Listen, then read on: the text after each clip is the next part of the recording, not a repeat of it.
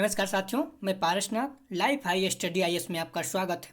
साथियों, आज हम लोग सीट 2014 प्राइमरी लेवल का बाल विकास एवं शिक्षा शास्त्र के प्रीवियस ईयर प्रश्न पत्र को हल करेंगे, जो 21 सितंबर 2014 को संपन्न हुआ था। सीटेट एग्जाम में लगभग सभी प्रश्न प्रीवियस ईयर के ही पूछे जाते हैं, इसलिए यदि आप लोग सीटेट एग्जाम देने जा रहे हैं तो कम से कम 10 वर्ष के प्रीवियस ईयर के प्रश्नों को जरूर हल करके जाएं। साथियों, प्रश्नों पर आएँ उससे पहले यदि आप लोग चैनल को सब्सक्राइब नहीं किए तो प्लीज़ चैनल को सब्सक्राइब और शेयर कीजिए, वीडियो को लाइक जरूर कीजिए, इससे मोटिवेशन मिलता है। आइए देखते हैं पहला प्रश्न। किसने सबसे पहले बुद्धि परीक्षण का निर्माण किया? A. Alfred Binet, B. Charles Edward Spearman, C. Robert A. Sternberg, D. David Wechsler. इसका सही जवाब है ए. एल्फ्रेड बिने। अगला प्रश्न है,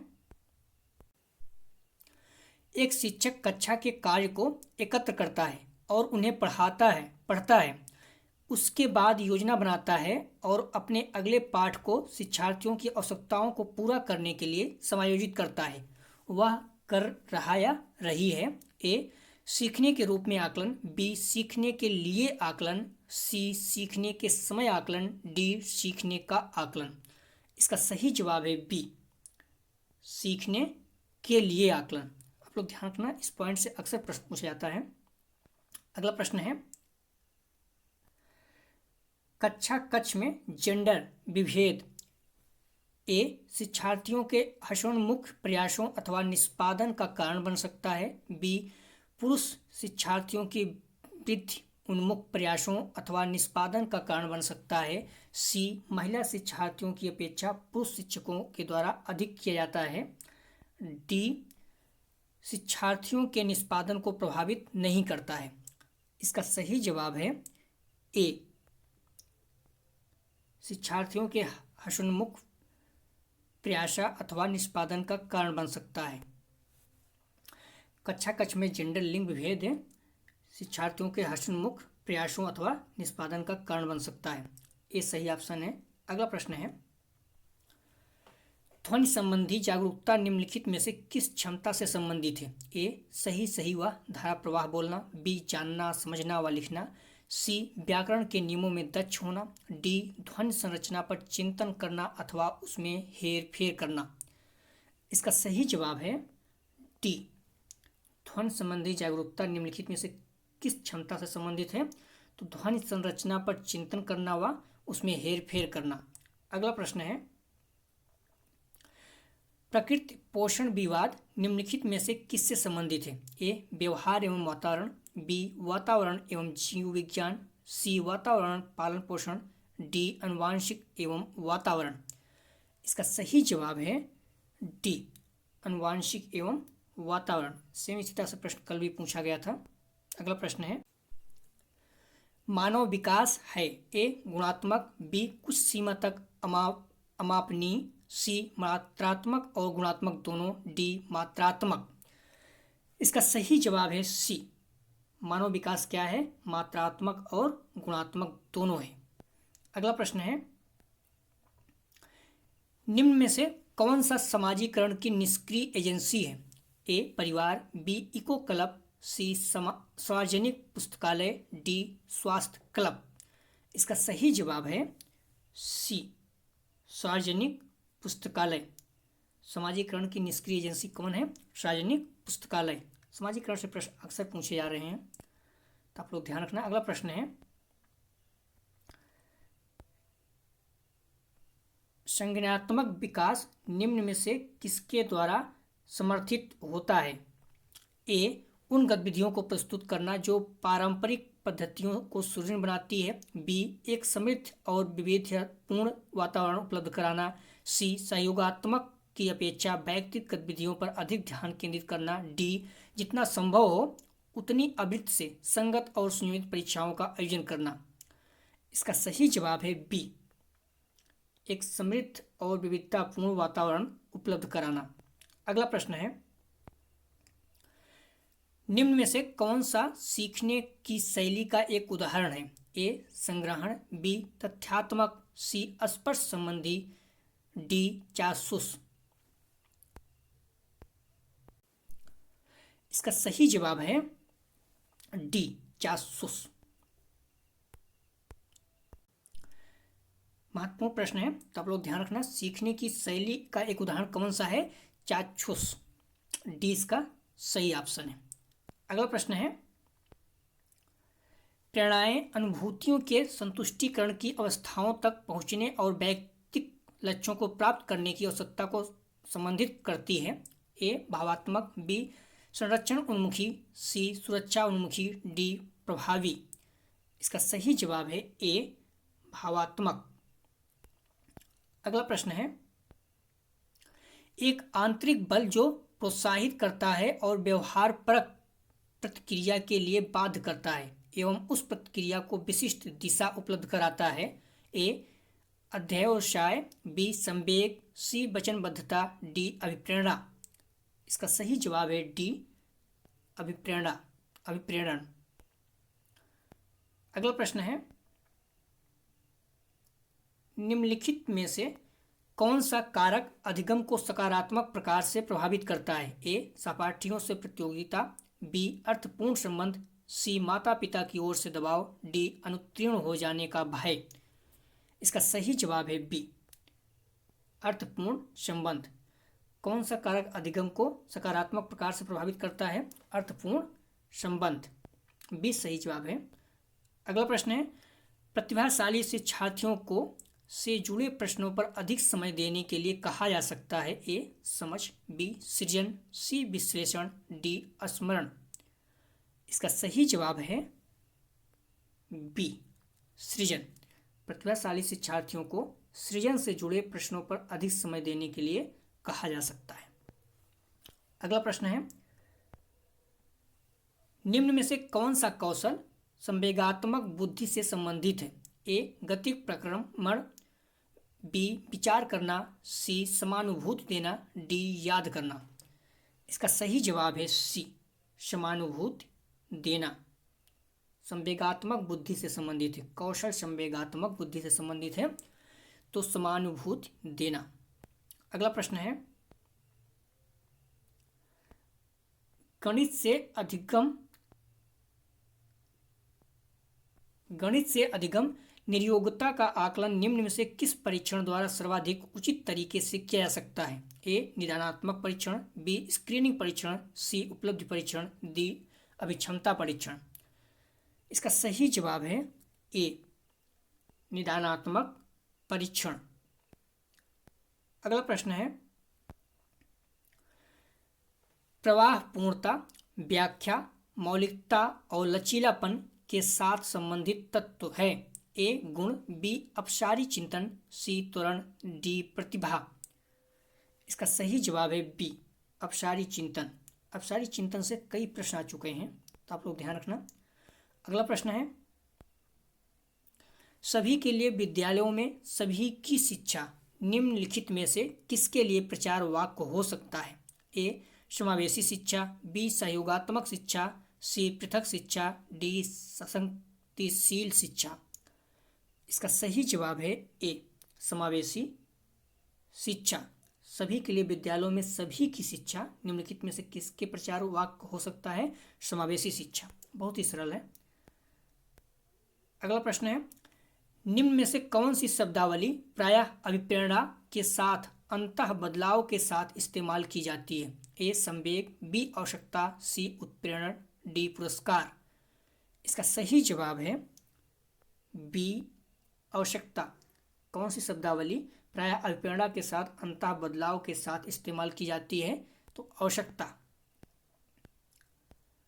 अगला प्रश्न है, निम्न से कौन सा स्टर्नबर्ग की बुद्धि की त्रिस्तरीय सिद्धांत का एक रूप है? ए प्रायोगिक बुद्धि, बी संसाधन पूर्ण बुद्धि, सी गणितीय बुद्धि, डी व्यवहारिक बुद्धि। इसका सही जवाब है डी व्यवहारिक बुद्धि। कौन सा स्टर्नबर्ग के बुद्धि के त्रिस्तरीय सिद्धांत का एक रूप है? तो व्यवहारिक बुद्धि। महत्वपूर्ण प्रश्न है, आप लोग ध्यान रखना। अगला प्रश्न है, एक वर्ष तक के शिशु जब आंख, कान व हाथों से सोचते हैं तो निम्नलिखित में से कौन सा स्तर शामिल होता है? ए पूर्व संक्रियात्मक स्तर, बी इंद्रियजनिक क्रामक स्तर, सी अमूर्त संक्रियात्मक स्तर, डी मूर्त संक्रियात्मक स्तर। इसका सही जवाब है इंद्रिय जनित क्रामक स्तर। 1 वर्ष तक के शिशु जब आँख, कान व हाथों से सोचते हैं तो निम्नलिखित में कौन सा स्तर शामिल है? इंद्रिय जनित क्रामक स्तर। अगला प्रश्न है,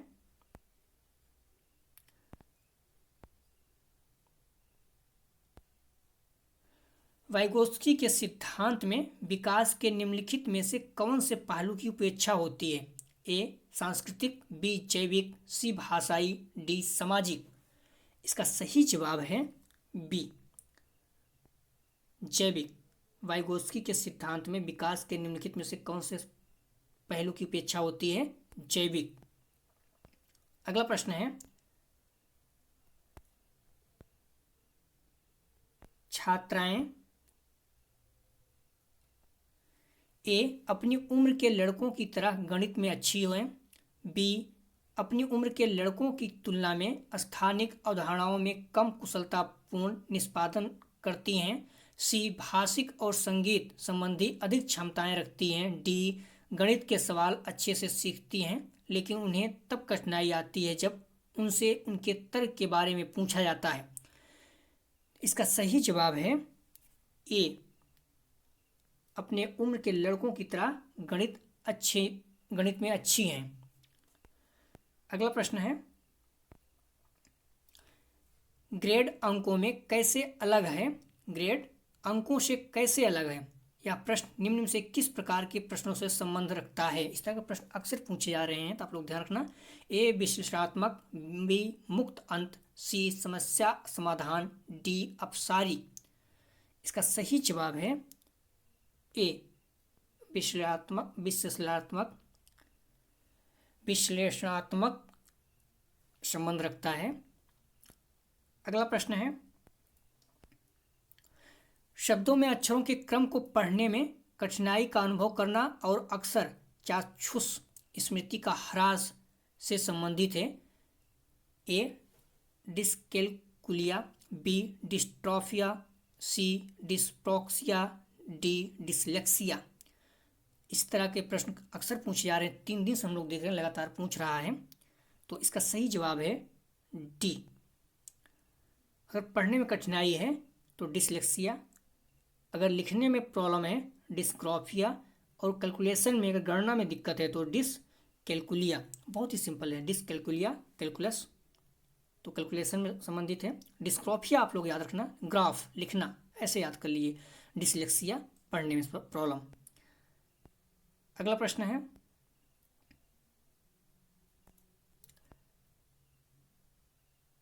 रिया कक्षा में पिकनिक तय करने हेतु ऋषभ से सहमत नहीं है। वह सोचती है कि बहुमत के अनुकूल बनाने के लिए नियमों का संशोधन किया जा सकता है। यह सहपाठी विरोध पियाजे के अनुसार निम्नलिखित में से किससे संबंधित है? ए संज्ञानात्मक अपरपक्वता, बी प्रतिक्रिया, सी सहयोग की नैतिकता, डी विषमांग नैतिकता। इसका सही जवाब है सी सहयोग की नैतिकता। अगला प्रश्न है, वे शिक्षक जो विद्यालय आधारित आकलन के अंतर्गत कार्य करते हैं, ए उन्हें प्रत्येक शिक्षार्थी को प्रत्येक विषय में परियोजना कार्य देना पड़ता है, बी शिक्षार्थियों के मूल्यों और अभिव्यक्तियों का आकलन करने के लिए रोजाना उनका सूक्ष्म अवलोकन करते हैं, सी व्यवस्था के लिए स्वामित्व की भावना रखते हैं, डी उन पर अधिक कार्य का बोझ रहता है क्योंकि उन्हें सोमवार की परीक्षा सहित अक्सर परीक्षा लेनी पड़ती है। इसका सही जवाब है सी व्यवस्था के लिए स्वामित्व की भावना रखते हैं। वे शिक्षक जो विद्यालय आधारित आकलन के अंतर्गत कार्य करते हैं, व्यवस्था के लिए स्वामित्व की भावना रखते हैं। सी इसका सही जवाब है। अगला प्रश्न है, एल्बर्ट वेंडूरा सामाजिक अधिगम सिद्धांत के अनुसार निम्न में से कौन सा सही है? ए बच्चों के सीखने के लिए प्रतिरूप एक मुख्य तरीका है, बी अनसुलझा संकट बच्चों को नुकसान पहुंचा सकता है, सी संज्ञानात्मक विकास सामाजिक विकास से स्वतंत्र है, डी खेल अनिवार्य है और उसे विद्यालय में प्राथमिकता दी जानी चाहिए। तो इसका सही जवाब है ए एल्बर्ट वेंडूरा सामाजिक अधिगम सिद्धांत के अनुसार निम्न से कौन सा सही है? तो बच्चों के सीखने के लिए प्रतिरूप अर्थात मॉडलिंग एक मुख्य तरीका है। अगला प्रश्न है, जब बच्चे एक अवधारणा को सीखते हैं और उसका प्रयोग करते हैं तो अभ्यास उनके द्वारा की जाने वाली त्रुटियों को कम करने में मदद करता है। यह विचार के द्वारा दिया गया। जीन पियाजे, बी जेबी वाटसन, सी लेओ वाइगोट्स्की, डी ई.एल. थार्नडाइक। इसका सही जवाब है डी, ई.एल. थार्नडाइक। जब बच्चे एक अवधारणा को सीखते हैं और उसका प्रयोग करते हैं तो अभ्यास उनके द्वारा की जाने वाली त्रुटियों को कम करने में मदद करता है। यह विचार ई.एल. थार्नडाइक के द्वारा दिया गया है। अगला प्रश्न है,